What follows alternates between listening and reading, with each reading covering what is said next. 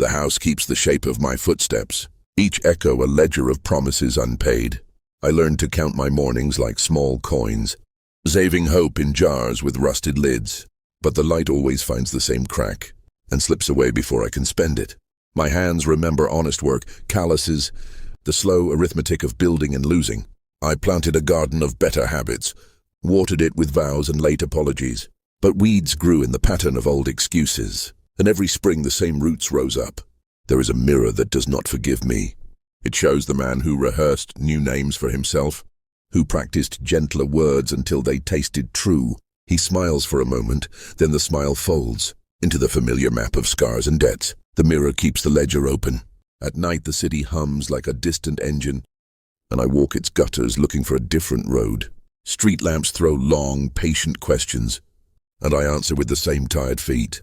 Doors I swore I would not open creak like old friends, and I step through because habit is a heavier gravity.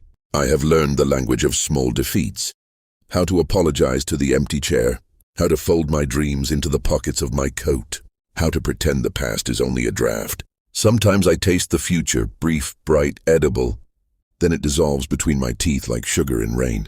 If there is a fault line in me, it is not sudden. It is the slow forgetting of why I began.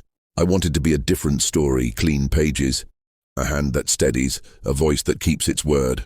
Instead, I keep returning to the same sentence, the same punctuation of regret. Forgiveness visits like a stranger with a lamp, and I invite him in, then watch him leave. Because the house is full of old furniture, chairs that hold the shape of my old failures, a table scarred by the knives of my own making. I clear a place for new things, then sit on the floor. Tonight I count the ways I tried. The lists, the small mercies, the late-night vows.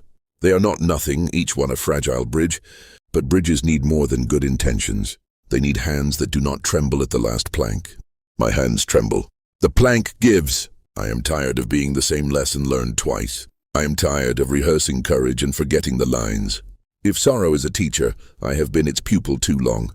I fold my failures like letters I cannot send. And in the quiet I say the truth aloud. I tried my best to change.